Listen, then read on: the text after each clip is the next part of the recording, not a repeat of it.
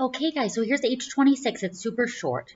So the directions are given the graph of f, use an inequality to order the values of f of a, f prime of a, and f double prime of a.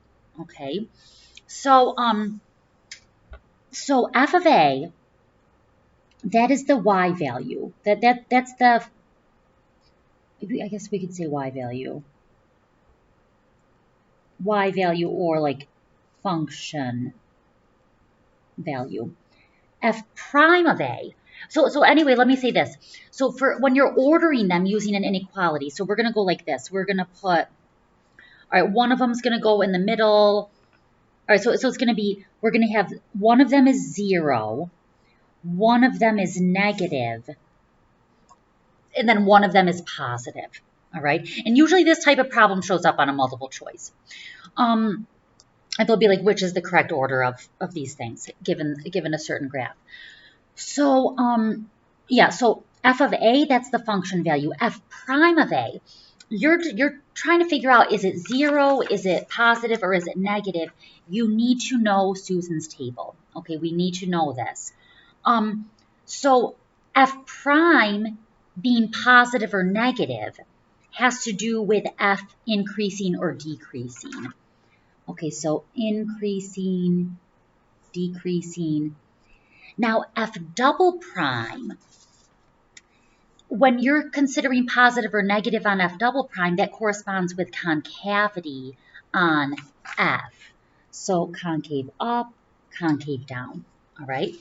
So, which one is 0? This is the graph of f, and if you do the tangent line, its slope is the first derivative. Okay, so right there we could see that the first derivative is 0. So it's going to be f prime of a is 0. Now, the y value, the function value, is above the x-axis, so that's positive. So f of a is the positive one, and then that only leaves us with one choice for f double prime of a to be the negative one. But let's think about it.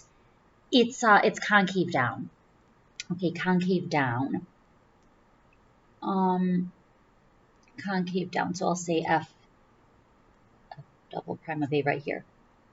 Okay, so because concave down, f concave down, 0 horizontal tangent above x-axis.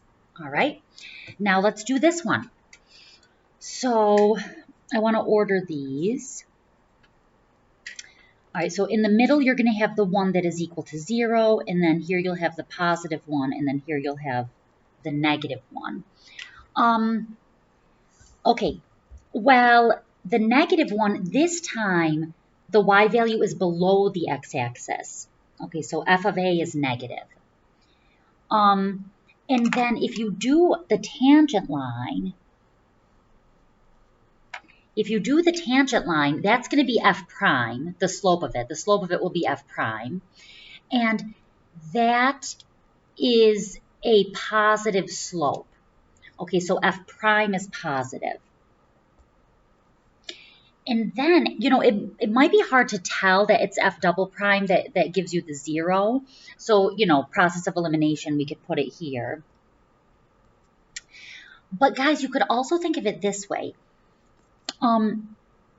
If f prime of a equals some positive number, then f double prime of a equals 0. Okay, example, let's say that f prime of a was 5. Then f double prime of a, what is the derivative of a constant? It's 0. Okay, so just like that. So this is like logic for f double prime of a. Okay. You could also notice that this is a point of inflection. Sometimes though, F double prime could be undefined at a point of inflection, because you could have like, yeah, sometimes that would happen, I think. Yeah, it would. So just because it's a point of inflection does not always imply that the second derivative is 0. But in this case, it does, because, f prime of a is a positive, because of what I said here, basically. All right, so let me just write the things down here. So negative below x-axis. I guess there's my logic for that. And then, but we could say increasing. Increasing. I don't know, maybe I'll say tan line slope